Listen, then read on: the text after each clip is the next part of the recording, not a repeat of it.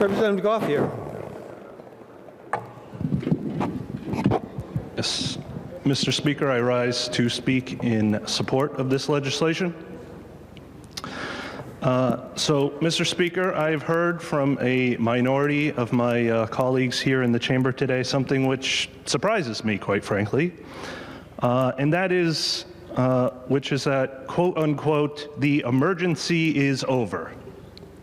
And this sentiment surprises me because I know for our families here in our state that are experiencing these unprecedented federal cuts, their emergencies are not over, but their emergencies are only made worse with each and every cut that is made at the federal level. So, Mr. Speaker, I contend that for those who have already lost or face losing their SNAP benefits and cannot feed themselves or their children and have to choose, their emergency is not over.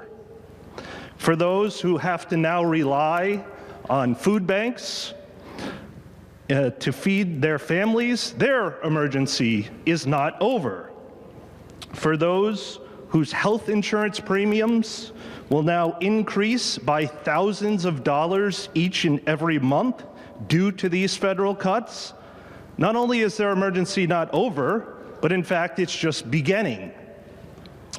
For those seniors who relied on HUD vouchers to keep themselves housed and are now facing homelessness, their emergency is not over.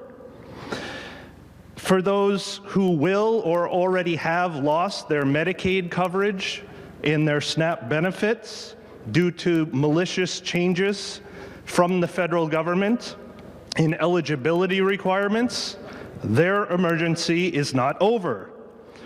For those students and for their parents who rely on school-based mental health services and wraparound services, their emergency is not over. And for all of those who have nowhere else to turn and dial 211 for help as a last resort, the emergency is not over.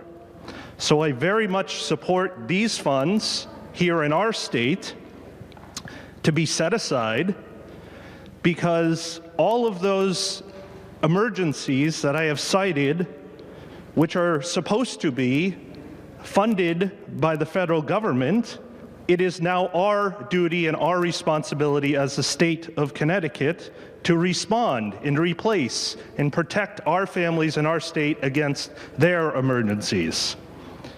So for the emergency that is created in the next month, in the next week, in the next day, or maybe even in the next hour by this current president and his federal administration, we need these funds to be able to be used immediately to keep our families and our children here in Connecticut whole.